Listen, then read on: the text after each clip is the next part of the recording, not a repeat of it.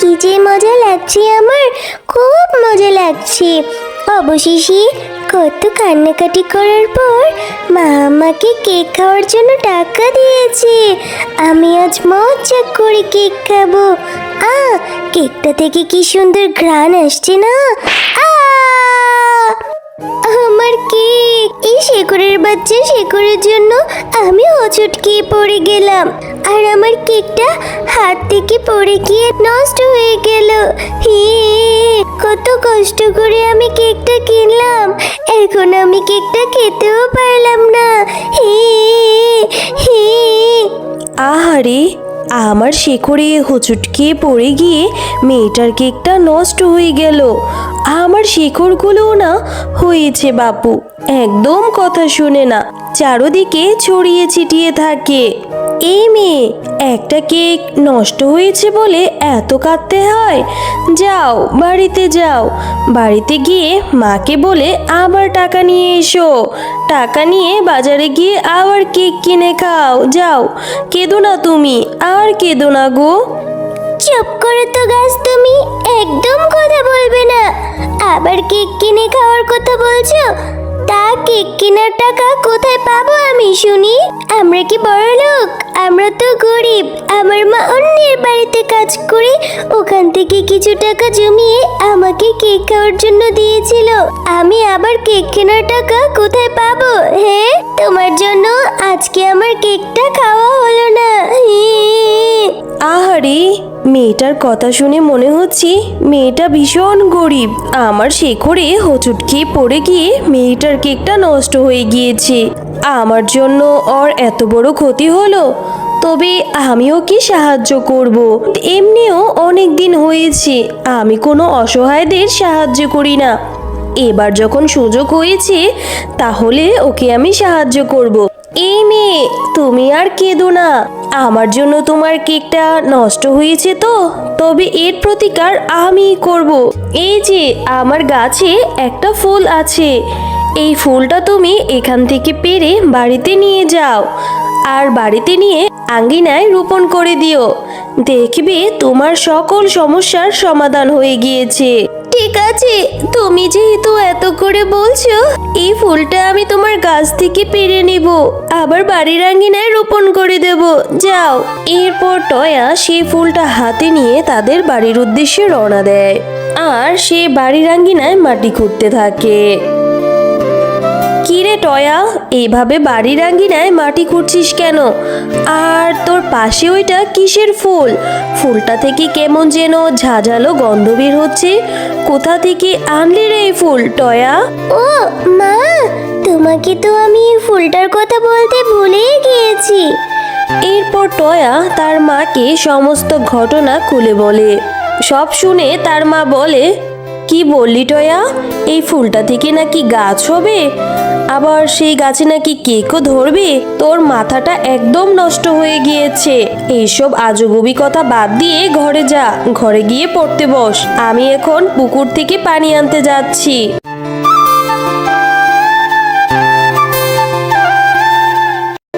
এরপর টয়া আঙ্গিনায় ফুলটি রোপণ করে দেয়।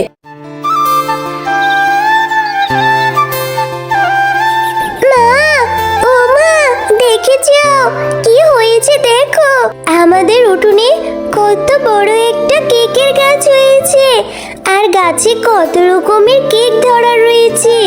আমি এখন থেকে মজা করে কেক খাবো। কি মজা, কি মজা! খবরদার বলছি টয়া, এই গাছের একটা কেকও তুই ধরবি না। কোন না কোন গাছ তোকে একটা ফুল দিয়েছে, সেই ফুল থেকে নাকি আবার কেকের গাছ হয়েছে। এরকম কথা আমি কখনো শুনিনি। আমাকে নিয়ে চল তো সেই গাছের কাছে, যে গাছ তোকে সেই জাদুর ফুলটা দিয়েছিল।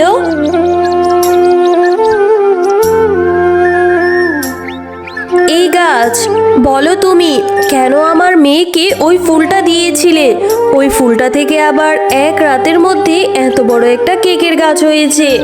কোনো খারাপ কিছুর উদ্দেশ্যে আমার মেয়েটাকে ফাঁসাতে চাও না তো তুমি? নিশ্চয়ই ওই গাছে ধরা কেকে বিষ আছে, যেটা খেলে আমাদের মা ও মেয়ের ক্ষতি হবে। কেন এই ফুলটা দিয়েছিলে তুমি বলো তো? না গো, তুমি আমাকে ভুল বুঝছো। আমার কোনো খারাপ উদ্দেশ্য নেই। আমি তোমার মেয়ের মুখ থেকে শুনেছিলাম তোমরা নাকি অনেক গরিব, তাই তো আমি তোমাদের সাহায্য করার জন্য সেই ফুলটা দিয়েছিলাম, যাতে করে তোমার মেয়ে সেই গাছে ধরা কেকের থেকে কেক খেতেও পারে, আবার তোমরা সেই কেক বাজারে নিয়ে বিক্রি করে তোমাদের অভাবও কাটাতে পারবে। আমার কোনো খারাপ উদ্দেশ্য নেই, বিশ্বাস করো। সত্যি বলছো গাছ, তুমি আমাদের সাহায্য করার জন্য সেই ফুলটা দিয়েছিলে। তবে ঠিক আছে, এই গাছে ধরা কেক এখন থেকে আমরা খাবো এবং বাজারে নিয়েও বিক্রি করে আমাদের সংসারের অভাব শেষ করব। তবে হ্যাঁ, একটা কথা মনে রেখো, ওই গাছের দিনের কেকগুলো তোমরা খাবে ও বিক্রি করবে, কিন্তু রাতের কেকগুলো ভুলেও চুবেও না এবং খাবেও না, বুঝেছো? যাও, এবার বাড়িতে চলে যাও। মা, কাছে ধরা কেকগুলো দেখতে কত সুন্দর, কত লোভনীয় মনে হচ্ছে। মনে হয় বাজারে নিয়ে গেলে এই গাছে ধরা কেক সবাই কিনে নেবে।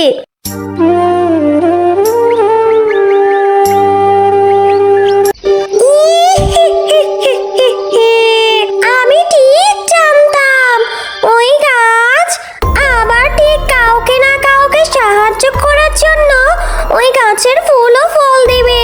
একদিন ওই গাছের অনেকগুলো ফল খেয়ে গাছটাকে আমি নষ্ট করেছিলাম বলে গাছটা আমাকে অনেক অপমান করে সেখান থেকে তাড়িয়ে দিয়েছিল। সেই দিনই আমি পণ করেছিলাম ওই গাছ যদি আবার কাউকে তার ফুল ও ফল দিয়ে সাহায্য করে, তবে সেই গাছের সকল ফুল ও ফল নষ্ট করে গাছটাকে আমি নষ্ট করে দেব। ওই গাছ আবার ওই শেফার মেয়েকে সে কেকের গাছ দিয়ে সাহায্য করেছে, তো এবার আমি সেই গাছের সকল কেক খেয়ে গাছটাকে নষ্ট করে দেব।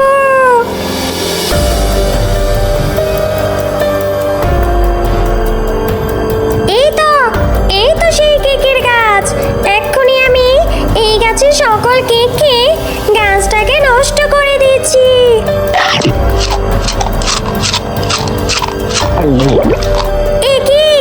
এ কি হলো আমার গাছে ধরা কেক খেয়ে?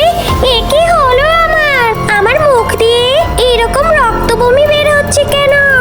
আমার ভেতরটা যে জ্বলে গেল। কেউ আছো? আমাকে বাঁচাও। ওরে বাবারে, ওরে মারে, মরে গেলাম যে, মরে গেলাম। আমি ঠিক জানতাম আমার সাহায্য করা জিনিস তুই নষ্ট করার জন্য উঠে পড়ে লাগবি, তাই তো আমি কায়দা করে রাতের কেকগুলোকে বিষাক্ত করে দিয়েছিলাম, যাতে করে তুই খেলে তোর শিক্ষে হয়। এবার উচিত শিক্ষে হয়েছে তোর।